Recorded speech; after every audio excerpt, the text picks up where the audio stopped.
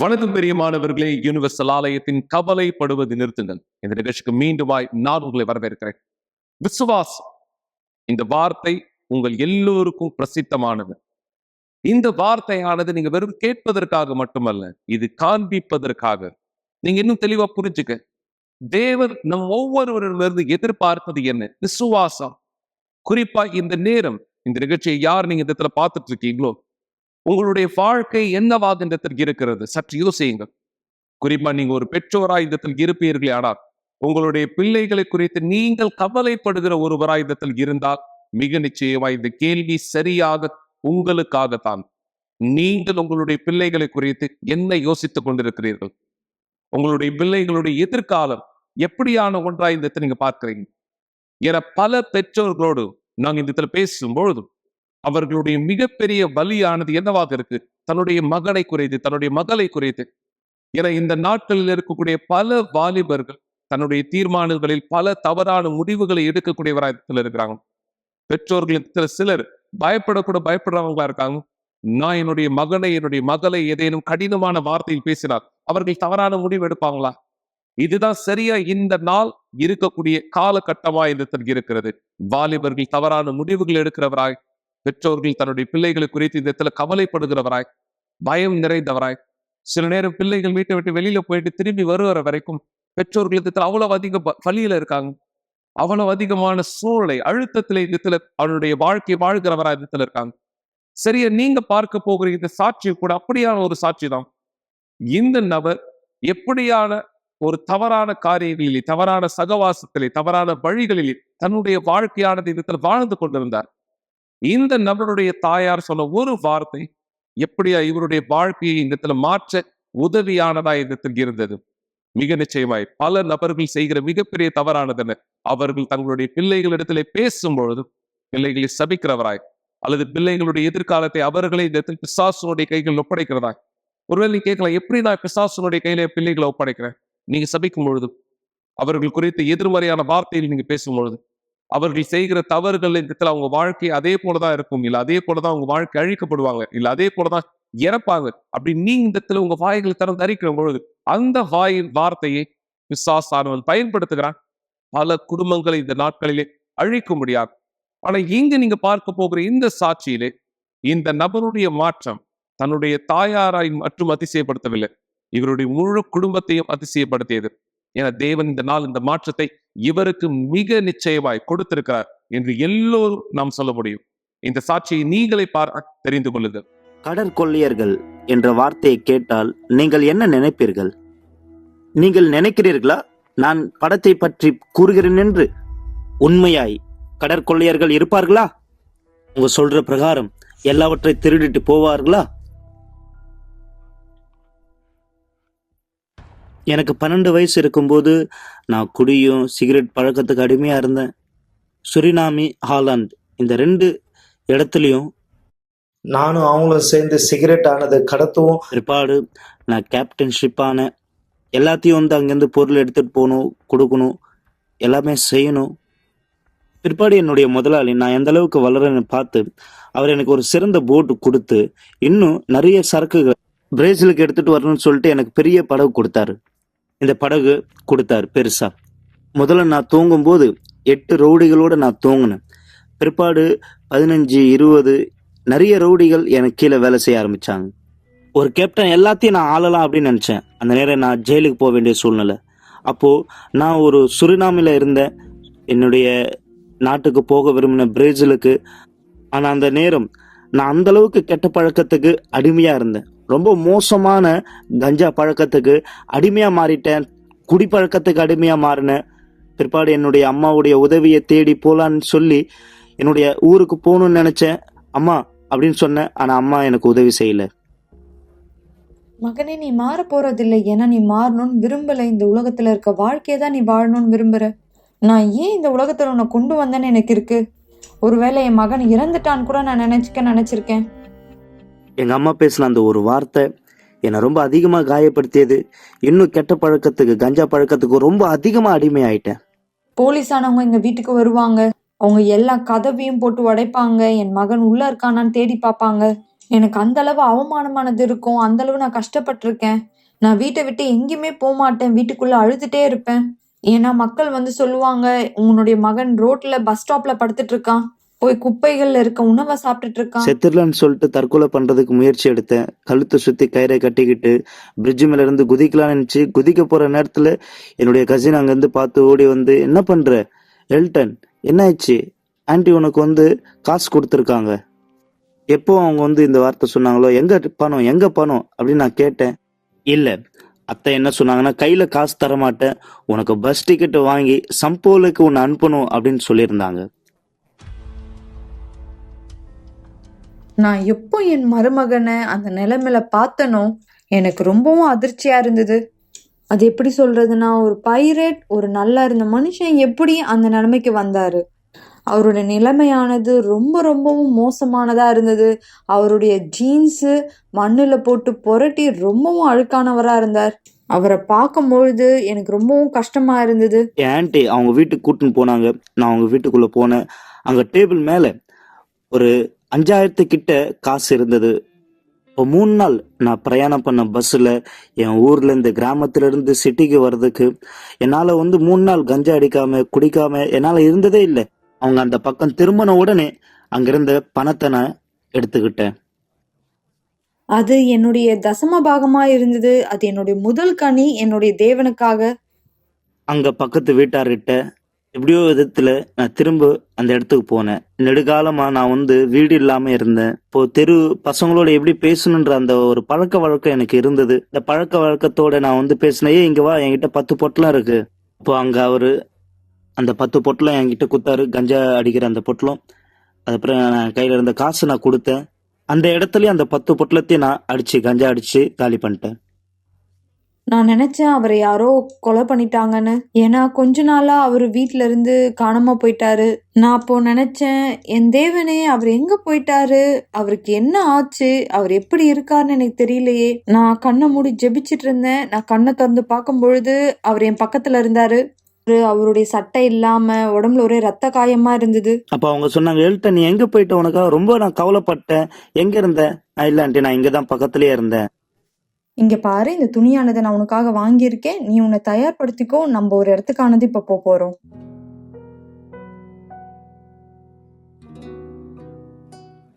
அப்ப எனக்கு ரொம்ப நல்லா ஞாபகம் இருந்தது. யூனிவர்சல் சர்ச்சுக்கு என்ன கூட்டிட்டு போனாங்க. அப்போ ஆண்டி, இதெல்லாம் எனக்கு உதவியா இருக்காது அப்படின்னு சொன்னேன். எனக்கு என் வாழ்க்கை மேல நம்பிக்கையே இல்லை. நான் எப்போ டிவியில அந்த நிகழ்ச்சியானதை பார்த்தனோ, கெட்ட பழக்கத்திலிருந்து குணமாக்குதல் நிகழ்ச்சியை நான் பார்த்தனோ, நான் அந்த நிகழ்ச்சியை பார்த்து அந்த உதவி எண்ணுக்கு நான் தொடர்பு கொண்டேன். இதுதான் நேரம் நான் முடிவெடுத்தேன். அப்போ நான் கேட்டேன், இந்த ஆண்டவர் தான் எல்லாருடைய வாழ்க்கையை மாத்துவாரா? ஒருவேளை வாழ்க்கை மாறலனா இந்த இடத்த விட்டு நான் போயிடுவேன், இன்னும் ரொம்ப மோசமா நான் மாறிடுவேன். அப்போ என்னுடைய ஆண்டி சொல்லிச்சு, இல்ல மருமகனே, நிச்சயமா வித்தியாசம் ஏற்படும். அப்படியா, சரி போலாம் அப்படின்னு நான் சொன்னேன். உனக்கு உதவி தேவையா? ஆமா. உண்மையாவா? இது மூந்து பாரு, என்ன ஆகுதுன்னு பார்க்கலாம். கஞ்சா வாசனை வருதா? ஆமா வருது. சரி, இது குடிச்சு பாரு. இது சாராயமா? ஆமா. நல்லா இருக்கா? மீதி இருக்கிறது குடிக்கிறியா? பாருங்க என்ன நடக்க போகுது என்று. தேவன் என்ன விஷயத்தை செய்ய போகிறார் என்று பாருங்கள். கெட்ட பழக்கத்தின் ஆவியை வெளியே துரத்தும் போது என்ன ஆகுதுன்னு பாருங்க. இத மூந்து பாருங்க, என்ன ஆகுது? என்ன ஆகுது? எனக்கு வேணாம் இது. இப்போ ஒரு தடவை குடிச்சு பாருங்க. இல்ல வேணாம், எனக்கு வாந்தி வர மாதிரி இருக்கு. மக்களே, கெட்ட பழக்கத்தின் ஆவி துரத்தப்பட்டது. இவர் குணமானார். அங்க ஜெபம் முடிஞ்சு நான் ஆலயத்தை விட்டு வரும்போது ஒரு வித்தியாசமான மனுஷனாய் வந்தேன். இது போல ஒவ்வொரு தடையும் அந்த மாதிரி ஆசைகள் வரும். திரும்ப சிகரெட் எடு, குடி. அப்ப நான் உடனே முழங்காலிட்டு ஜெபம் பண்ணுவேன். என் தலை மேல பைபிள் வச்சு தேவனிடத்துல கேட்பேன், ஆண்டவரே, எனக்குள்ள இருக்கிற இந்த கெட்ட பழக்கத்தை, எண்ணத்தை எடுத்து போடுங்க. பிற்பாடு ஆலயத்தில் நான் கற்றுக்கொண்டேன் பரிசுத்த ஆவியை குறித்து. அதுதான் எனக்கு தேவை, என் வாழ்க்கைக்கு மிக முக்கியமானது. அவரை நான் அடைய விரும்பினேன். பிற்பாடு நான் அதில் முன்னோக்கி போனேன். ஆலயத்திற்கு தொடர்ந்து முன்னோக்கி செல்வேன். ஆலயத்துல ஒவ்வொருத்தரும் பரிசுத்த ஆவியை குறித்து சொல்லும் போது நான் அதை கேட்பேன். ஒரு நாள் ஆவியானவர் என்னை நோக்கி வந்தார். நான் தேவனிடத்தில் கேட்டேன், தேவனே, உம்மை அறியாத சமயத்தில் எப்படி நான் உம்மை பெற்றுக்கொள்வேன்? இந்த எண்ணம் வரும்போது சரியா நான் தேவனிடத்தில் சொன்ன, தேவனே, என் வாழ்க்கை உங்களுடைய கையில நான் அர்ப்பணிக்கிறேன். என் வாழ்க்கை முழுமையாய் உம் கையில் அர்ப்பணிக்கிறேன். அந்த சரியான சமயத்துல என் வாழ்க்கை மாறியது. எனக்குள்ள மாற்றம் ஏற்பட்டது. பரிசுத்த ஆவியானவர் எனக்குள் இறங்கினார்.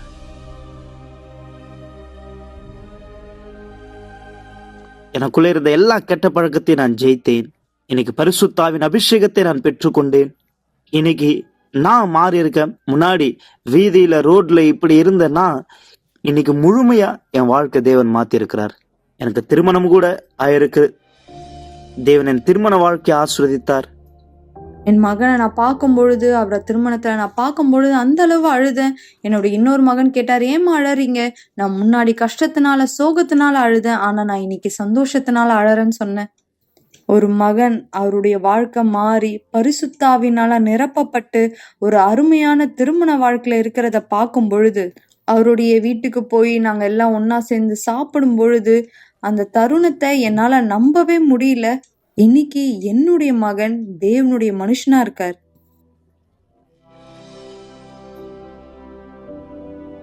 நான் எப்போ அவர் மேல சோர்ந்து போகணும்னு நினைச்சனோ, ஆனா எல்லா நேரமும் அவருக்காக நான் போராடினேன். எல்லா சிறப்பு நிகழ்ச்சியிலையும் நான் என் குடும்பத்திற்காக நான் சிறப்பு நிகழ்ச்சியானது பண்ணேன். வெள்ளிக்கிழமை சிறப்பு நிகழ்ச்சியில, ஆலயத்துல, எல்லா நேரமும் எல்லா தருணமும் எல்லா ஜெபத்திலுமே அவருடைய பேர் தான் நான் முதலாவதா வச்சு ஜெபம் பண்ணுவேன். தேவன் என்னை எடுத்தார். ஒரு கடற்கொள்ளையனாய் இருந்த என்ன அவருடைய குமாரனாய் மாற்றினார். ஒருவேளை யாரெல்லாம் நீங்க இதே போல ஒரு சூழ்நிலையில இருக்கிறீங்களோ, ஒருவேளை நீங்க இது போல கெட்ட பழக்கத்துக்கு அடிமையா இருக்கீங்க, உங்க குடும்பத்தார் மத்தியில நீங்க தோற்கடிக்கப்பட்டவரா இருக்கீங்க, உங்க வீட்டுல யாருமே இனிமே உங்களை நம்புறது இல்ல, அப்போ உங்களுக்காக சொல்ற என் வார்த்தை, திறக்கப்பட்ட கரமாய் ஒருவர் இருக்கிறார். உங்களுக்காய் ஆலயத்தில் காத்து கொண்டிருக்கிறார். என்னால கெட்ட பழக்கத்திலிருந்து வெளியே வர முடியும்னா நிச்சயமா உங்களாலையும் இதிலிருந்து வெளியே வர முடியும். கவலைப்படுவதை நிறுத்துங்கள் என்ற நிகழ்ச்சியை பார்த்து கொண்டிருப்பதற்கு மிக்க நன்றி. கூட்டம் முடிந்த பிற்பாடும் நீங்கள் எங்களை தொடர்பு கொள்ளலாம். மறந்து விடாதீர்கள், எங்களுடைய எண் 9386387338. நன்றி. நீங்களே மிக நிச்சயம் இந்த சாட்சியை பார்த்தீங்க. இந்த சாட்சியில் இந்த நபர் எப்படியாக தன்னுடைய தவறுகளில் இந்த முதல் படியானது எடுத்து வைத்தார். சில நேரம் மக்கள் இந்த பாவத்துல விழுவதற்கு ஒரு மிகப்பெரிய பாவமானது இந்த அவசியம் இல்லை. ஒரு சிறு பாவம் அதற்கான துவக்கமா இந்த அமைகிறது. இந்த நபருடைய வாழ்க்கையில் நடந்தது போல முதல் முறை அவர் செய்த அந்த தவறு அவர் இந்த அதை தொடர்ந்து செய்யும்படியாக அவரை தூண்டியது. அவர் மோசத்திலிருந்து படு மோசமான நபராய் மாறினார். கைது செய்யப்பட்டார். தவறான சகவாசங்கள், தவறான வழிகள், தவறான பழக்கங்கள் செயலாகவும் சரி, தன்னுடைய சொந்த வாழ்க்கைக்குள்ளாகவும் சரி, அவருடைய வாழ்க்கை அழிக்கப்பட்ட ஒரு வாழ்க்கையானதா இந்த இருந்தது. ஆனா தேவனுடைய வழிகளிலே விசுவாசம், நான் சொன்ன இந்த வார்த்தை ஞாபகம் இருக்கா? இந்த விசுவாசமானது ஒரு நபரால் பயன்படுத்தப்படும் பொழுது முடியாததையும் கூட முடியக்கூடியதா இந்த மாற்றம். இதுதான் இந்த நபருக்கு நடந்தது. இந்த சாட்சியில் நீங்க இந்த பார்த்தது போல சரியாக தேவன் உங்களுடைய விசுவாசத்தையும் எதிர்பார்க்கிறவராய் இருக்கிறார். இந்த விசுவாசத்தில் உங்களுடைய மகனை மாற்ற, உங்களுடைய மகளை ஆசீர்வதிக்க, ஒருவேளை நீங்க யார் மனைவியாய் உங்களுடைய கணவரை குறித்து இந்த கவலைப்பட்டு கொண்டிருக்கிறீர்களோ, உங்களுடைய கணவரின் எண்ணங்களை, உள்ளத்தை தேவன் மாற்ற விருப்பம் உள்ளவராய் இருக்கிறார். ஆனால் அவர் எதிர்பார்க்கிற எல்லாமே ஒரே ஒரு சாவி. அந்த சாவியினுடைய பேர் என்ன? விசுவாசம். இந்த விசுவாசம் தான் உங்கள் ஒவ்வொருவருக்கு அவசியமானதா இடத்துல இருக்கிறது. தேவனுடைய அதி அற்புதமான பதில்களை இடத்துல பார்க்க. இதே வரிசையில் இன்னொரு சாட்சியை கூட நீங்க பார்க்க முடியும். உங்களை வரவேற்க விரும்புறேன். ஏன்னா இந்த தாயார் அப்படியான நிலையில தான் தன்னுடைய மகளை தேவனுடைய வீட்டிற்கு இந்த கொண்டு வந்தார். தவறான முடிவை எடுத்த ஒரு பெண்மணியாய், அழிக்கப்பட்ட வாழ்க்கையின் ஒரு சூழ்நிலைக்கு தள்ளப்பட்ட ஒரு நபராய், தன்னுடைய படிப்பில் சந்தித்த சில சூழ்நிலைகள் நிமித்தமாய் இன்னைக்கு எத்தனை பேர், எத்தனை வாலிபர்கள் தவறான முடிவுகள் இந்த எடுக்கிறாங்க. பெற்றோர்கள் உங்க பலருக்கு என்ன செய்யறது, எப்படியா உதவி செய்யறதுன்னு தெரியல. ஆனா தேவன் தயாராக இருக்கிறார் ஒவ்வொருவருக்கும் உதவியானதை செய்ய. மக்களை, தேவன் தயாராக இருக்கிறார். தேவன் இந்த நாளும் அதி அற்புதமான காரியங்களை செய்ய தயாராக இருக்கிறார். இந்த சாட்சிகள் உங்களோடு இந்த பகிர்ந்து கொள்ளும் பொழுது இது வெறும் இந்த நேரங்களை கடத்தக்கூடிய ஒரு சாட்சியாக அல்ல, உங்க வாழ்க்கையை மாற்றக்கூடியதாய், மெய்யாகவே உங்களுடைய கவலைகள் யாவை இந்த நிறுத்தக்கூடியதாய் உங்களுடைய வாழ்க்கை மீது தேவனுடைய அதி அற்புதமான பதில்களை நீங்கள் பெற்றுக்கொள்ள முடியாது. எனவேதான் மக்களை மீண்டுமாய் உங்களுக்கு நான் இந்த வார்த்தை சொல்ல விரும்புகிறேன். உங்களுடைய கவலைகளை நிறுத்துங்கள். இலவச ஆலோசனைகள் கூட, இலவச ஜெபங்களை கூட, உங்களுடைய விண்ணப்பங்களை தெரியப்படுது. உங்களுடைய விசுவாசத்தில் எங்களுடைய இணையுங்கள். தேவன் அதி அற்புதமான பதில்களை உங்கள் வாழ்க்கையில் செய்ய நீங்க ஸ்கிரீன்ல பார்க்கிறது தொலைபேசி எண்களில் கூட எங்களை தொடர்பு கொள்ளுங்கள். தேவன் உங்களுக்கான வழி நடத்துதலை கொடுக்கும்படியாக தேவனுக்கான வாய்ப்பை இடத்துல கொடுங்க. நீங்க இந்த இடத்துல பார்க்க போகிற இந்த சாட்சியும் கூட உங்களுடைய வீடுகளுக்குள் தேவன் என்ன செய்ய விரும்புகிறார் என்பதை பார்க்க மட்டுமல்ல, அது நடக்க முடியும் என்பதை புரிந்து கொள்ளவும். எனவே இந்த சாட்சியை பாருங்கள் பொழுதே. என்னோட பேர் கற்பகம். நான் என் முன்பாக என் வாழ்க்கை வந்து மிகவும் அழிக்கப்பட்ட நிலையில் இருந்தது. வீட்டில் பிரச்சனை, கடன் பிரச்சனை, குடும்பத்தில் அடிக்கடி சண்டை, என் குழந்தைங்க மூலமாக எனக்கு பிரச்சனை. என்னோட பெரிய மகள் பேர் சசிகலா. அவளுக்கு தான் அடிக்கடி பிரச்சனை இருந்துகிட்டே இருந்தது. உடல் வியாதி இருக்கும். அவள் காலேஜுக்கு போகிறத ஒரு பெரிய பாரமாக நினச்சி போயிட்டு இருந்தா. படிப்பை இது பண்ணுறது. அவளுக்கு ஒரு தாழ்வு மனப்பான்மை இருந்ததால் எனக்குள்ளேயும் தாழ்வு மனப்பான்மை, தற்கொலை என்ன இருக்கும். இதனோட எஃபெக்டாக என்னன்னு தெரியல, என் மகளோட வாழ்க்கையிலையும் அது இருந்தது. பிஇ படிக்கும்போது செகண்ட் இயர் படிக்கும்போது நான் இனிமேல் காலேஜ் போக மாட்டேன் அப்படின்னு சொல்ல ஆரம்பிச்சிட்டா. காலேஜுக்கு போகிறதில்ல. எனக்கு பிள்ளைங்க படிக்கணும் அப்படின்றதுல நான் ரொம்ப ஆர்வமாக இருப்பேன். அதனால் அவளை திரும்பவும் படிக்க சொல்லி அவளுக்கு கம்பல் பண்ணதால் அவள் சூசைடுக்கு முடிவு பண்ணிட்டான். ஒரு நாள் அவள் சூசைட் அட்டம் பண்ணதால் எனக்கு என்ன பண்ணணும்னு தெரியல. இதுக்கு முன்னாடி அவளை இந்த சூழ்நிலையில் மீட்கிறதுக்காக நான் போகாத இடம் இல்லை. கோவில், குளம், யார் என்ன சொன்னாலும் நான் செஞ்சுட்டு இருந்தேன். அவள் எப்படியாவது அவள் மனம் மாறுவா அப்படின்னு சொல்லிட்டு. ஆனால் கடைசியான சூழ்நிலை என்னன்னா, நான் ரொம்ப பயங்கரமாக பாதிக்கப்பட்டது எப்படின்னா, என் மகளையே நான் இழந்துட்டேன். அவள் தற்கொலை பண்ணிக்கிட்டு அன்னைக்கு சூழ்நிலையில் என்ன பண்ணுறதுன்னு தெரியல. வீட்டில் யாருமே இல்லை. நான் தனியாக கொண்டு போய் ஹாஸ்பிட்டலில் சேர்த்தா அவளுக்கு ஒன்றும் இல்லை, பல்செல்லாம் இல்லை, நீங்கள் என்ன பண்ணுவீங்களோ தெரியாது அப்படின்னு வீட்டுக்கு கூப்பிட்டு போயிடுங்கன்னு சொல்லிட்டாங்க. அந்த மாதிரி ஒரு சூழ்நிலையில் எங்கள் அக்கா இந்த இடத்த பற்றி, இந்த ஆலயத்தை பற்றி சொன்னாங்க. நான் ஒரு அவநம்பிக்கையாக தான் இங்கே வந்தேன். எங்கெங்கேயோ போனோம், அது நடக்கலை, இங்கே மட்டும் நடக்குமான்னு. ஆனால் நான் என் குழந்தைய பிணமாக தான் இந்த இடத்துல நான் கூப்பிட்டு வந்தேன். அப்போ முதல் மீட்டிங்லேயே எனக்கு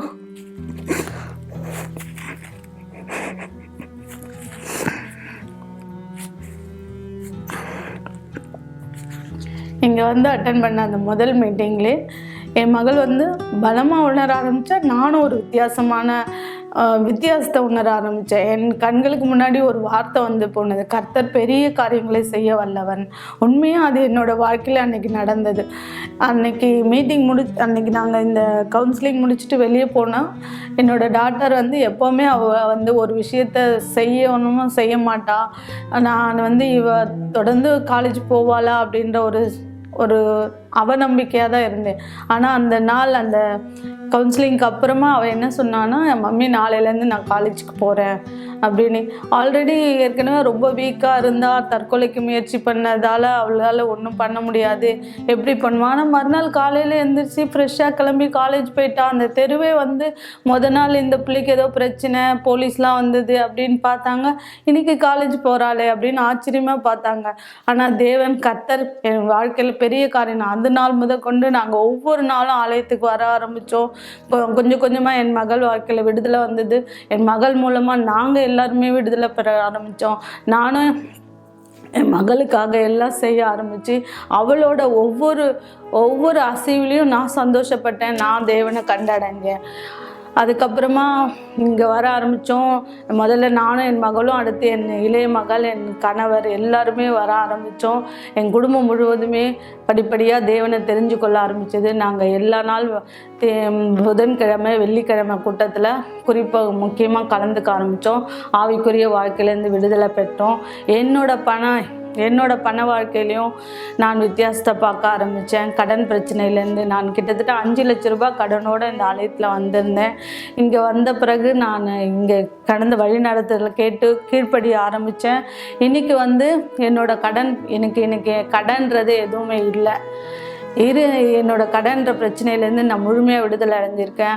இந்த நடுவில் நான் நிறைய விஷயங்களை கடந்து போயிருக்கேன். எல்லாத்துக்கும் தேவன் எனக்கு வழிநடத்தல் கொடுத்துருக்காரு. அதுக்கப்புறம் இந்த ஆலயத்தில் நான் தொடர் சங்கிலி ஜபத்தில் கலந்துக்கும் போது பரிசுத்த ஆவியை பற்றி தெரிஞ்சுக்கிட்டேன். அதுக்காக நான் முன்னோக்கி போக ஆரம்பித்தேன். நான் ஒவ்வொரு தடவை நடக்கும்போதும் தொடர் சங்கிலி ஜபத்தில் கலந்துக்கிட்டேன். அப்போது ஒரு மாதம் பிப்ரவரி மாதம் ஜபத்தில் நான் பரிசுத்த ஆவியின் அபிஷேகத்தை பெற்றேன். அந்த நாள் அவ்வளோ ஒரு சந்தோஷத்தை நான் என் வாழ்க்கையில் அடைஞ்சேன். நான் ஓடி அவ்வளோ எல்லாருக்கிட்டையும் நான் பரிசுத்த ஆவியின் அபிஷேகத்தை பெற்றதுக்கான எனக்குள்ளே அவ்வளோ ஒரு சந்தோஷம். அதுக்கப்புறம் நான் அந்த நிறைய விஷயங்கள் எனக்குள்ளே மாற்றத்தை பார்க்க ஆரம்பித்தேன். முன்னாடி நான் எல்லாத்துக்குமே யாரையாவது டிபெண்ட் பண்ணி தான் இருப்பேன் எதையும் செய்கிறதுக்கு. இப்போ எல்லா விஷயத்துலையும் தேவன் என்னை வழி நடத்துகிறாரு. முன்னாடி யாரெல்லாம் என்னை அலட்சியமாக பார்த்தாங்களோ, நான் தேவனை தேடி போகிறத அவங்களுக்கெல்லாம் உதவி செய்கிற இடத்துல இப்போ தேவன் என்னை வச்சுருக்காரு. பண வாழ்க்கையிலும் சரி, எல்லா ஊழியத்துலேயும் சரி, தேவன் நான் என்னோட முழு குடும்பத்தையும் தேவனோட கரத்தில் கொடுத்துருக்கேன்.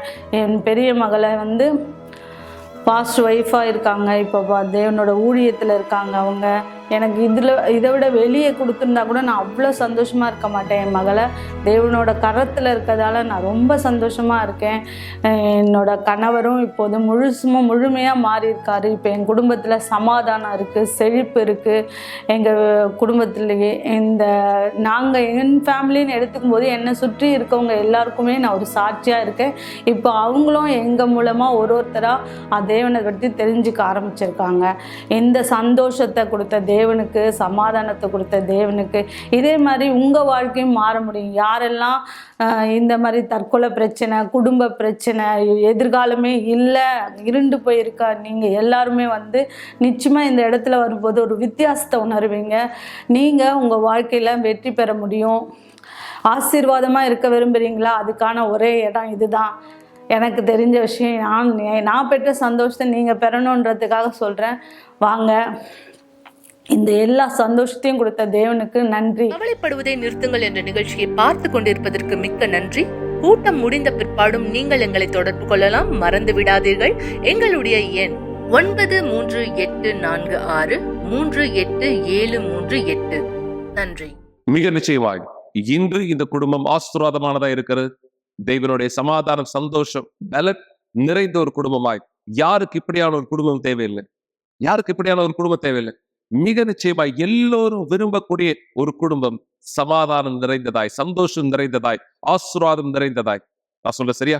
எனவேதான் ஒவ்வொரு நாளும் யூனிவர்சல் ஆலயமான இடத்தில் திறந்ததாய் இருக்கிறது. உங்களுடைய வாழ்க்கையிலே நீங்கள் சந்திக்கிற ஒவ்வொரு பிரச்சனைகளை ஜெயிக்க நீங்க தனியாக போராட வேண்டியதில்லை.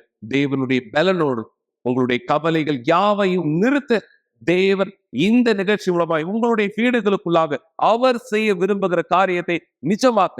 எனவேதான் மக்களை, யூனிவர்சல் ஆலயம் ஒவ்வொரு நாளும் செயல்படக்கூடியதா இடத்தில் இருக்கிறது. நீங்க யார் யூனிவர்சல் ஆலயத்தின் அட்டவணை இன்னும் தெரிந்து கொள்ளாத ஒருவராக இடத்துல இருப்பீங்களோ, ஒவ்வொரு நாளும் ஆலயம் திறந்திருக்கிறார். சிலர் அதிர்ச்சியோடு கேட்கிறாங்க, பாசம் ஒவ்வொரு நாளும் ஆலயமானது திறந்ததா இருக்கிறதா? ஆம், ஒவ்வொரு நாளும் ஆலயம் திறந்திருக்கிறது. தேவனுடைய வார்த்தையின் வழிகள் வல்லமை உங்களுடைய வாழ்க்கையில் வெளிப்பட முடியாது. ஒவ்வொரு நாள் கூட்டங்கள் ஒவ்வொரு நோக்கத்திற்காக. என்னது நாள் ஒவ்வொன்றும் எப்படியாக மக்களுடைய வாழ்க்கையை ஆசீர்வதிக்க தேவனாலே நாங்கள் வழிநடத்தப்படுகிறோம். அதனுடைய அட்டவணைகளை நீங்களே தெரிந்து கொள்ளும்படியாக பாருங்கள். இப்பொழுது யூனிவர்சல் ஆலயத்தின் அன்றாட அட்டவணை. ஒவ்வொரு திங்கட்கிழமை மாலை 7 மணிக்கு தேவனோடு உங்கள் பொருளாதார வெற்றிக்காகவும் உங்கள் பொருளாதார தடைகளை வென்று எவ்வாறு வெற்றி பெறுவது என்பதை கற்றுக்கொள்ளக்கூடிய கூட்டம். ஒவ்வொரு செவ்வாய்க்கிழமை மாலை 7 மணிக்கு உங்கள் ஆரோக்கியத்தை மேம்படுத்த உங்கள் பரிசுத்த குணமாக்குதலை பெற்றுக்கொள்ளக்கூடிய கூட்டம். புதன்கிழமை மாலை 7 மணிக்கு வேதகம பாடம், தேவனோடு ஒரு பலமான உறவை கட்டமைப்பது எப்படி என்பதை கற்றுக்கொள்ளவும் உங்கள் ஆவிக்குரிய வாழ்க்கையில் முன்னேற்றத்தை பெறவும் தேவனுடைய வார்த்தையிலிருந்து நாம் அனைவரும் கற்றுக்கொள்ளக்கூடிய கூட்டமாய் இருக்கும். வியாழக்கிழமை மாலை 7 மணிக்கு உங்கள் குடும்பத்தாருக்காகவும், உங்கள் அன்பின் வாழ்க்கை, திருமண ஆசீர்வாதத்துக்காகவும், உங்கள் குடும்ப சமாதானம், சந்தோஷத்திற்காகவும் ஒரு சிறப்பு கூட்டம்.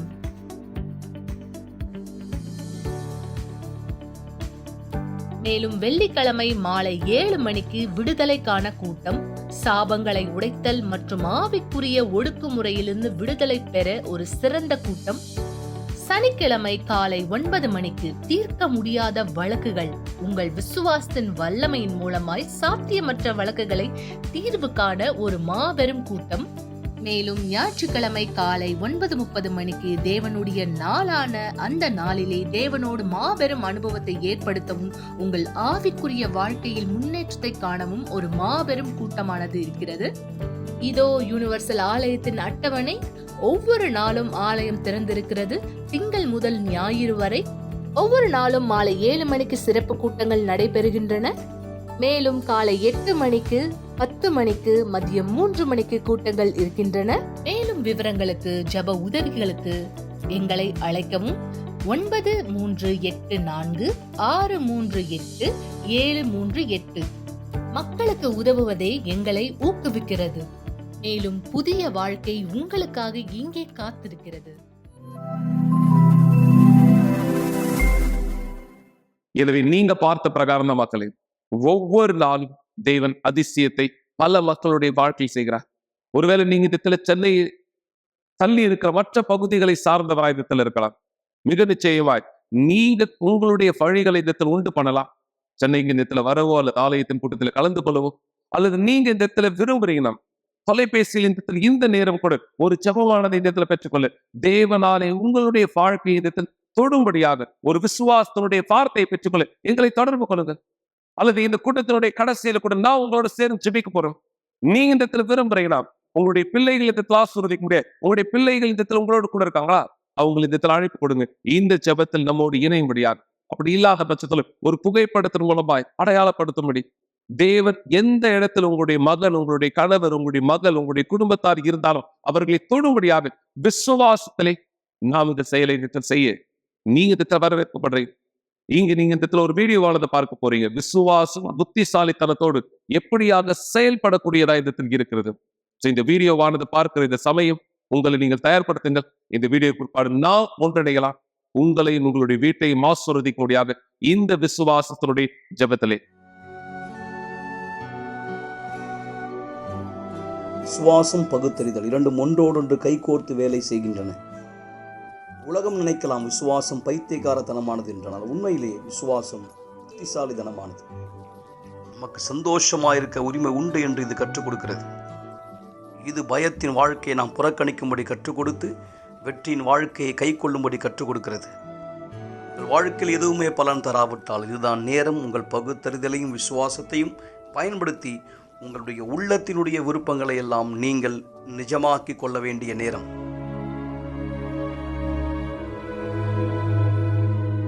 யுனிவர்சல் ஆலயம் தேவனுடைய ராஜ்யம். வாழ்க்கைக்கான நடைமுறை விசுவாசத்தை கண்டடையுங்கள். ஒரு கிளாஸ் தண்ணீரை ஆயத்தப்படுத்திக் கொள்ளுங்கள் அல்லது தொலைக்காட்சிக்கு அருகாமையிலே வாருங்கள். இந்த நேரம் உங்களுக்கான ஒரு சிறப்பு ஜெபத்தை நாம் செய்ய போகிறோம். நேற்றும் இன்றும் என்றும் மாறாத சர்வ வல்லமையான தேவனே, இந்த மக்களுக்கு நீர் இந்த ஒவ்வொரு முறை என்ன செய்ய விரும்புகிறேன் என்பதை இந்த தேவனை காண்பித்துக் கொண்டிருக்கிறேன். இன்று பார்த்த இந்த சாட்சியிலும் கூட தவறான வழிகள், தவறான சகவாசத்தில் ஒரு அழிக்கப்பட்ட வாழ்க்கை, இந்த வாழ்க்கை நிமித்தம் சந்தித்த பிரச்சனை எல்லாவற்றையும் இந்த கடந்து போன ஒருவராய் உம்மிடத்திலே திரும்பிய பொழுது நீர் அந்த வாழ்க்கை எப்படியா இந்த மாற்றி இன்று இந்த அவர்களுக்கு குடும்பங்களானது இருக்கிறது, சமாதானமானது இருக்கிறது, சந்தோஷமானது இருக்கிறது. எல்லாவற்றுக்கும் மேலாய் முதலாவதாய் ரட்சிப்பானது இருக்கிறது. ஆசீர்வாதங்களின் எல்லா ஆசீர்வாதங்களோட மேலானது ரட்சிப்பு. என் தேவனே, இதுதான் இந்த நேரம் யார் எங்களோடு இணைந்து இந்த ஜெபத்திலே பேசிக் கொண்டிருக்கிறார்களோ உங்களுடைய வல்லமையானதை வெளிப்படுத்தும்படி அவர்கள் ஒவ்வொருவருக்கு நீர் இந்த உதவி செய்ய என்று கேட்கிறேன்.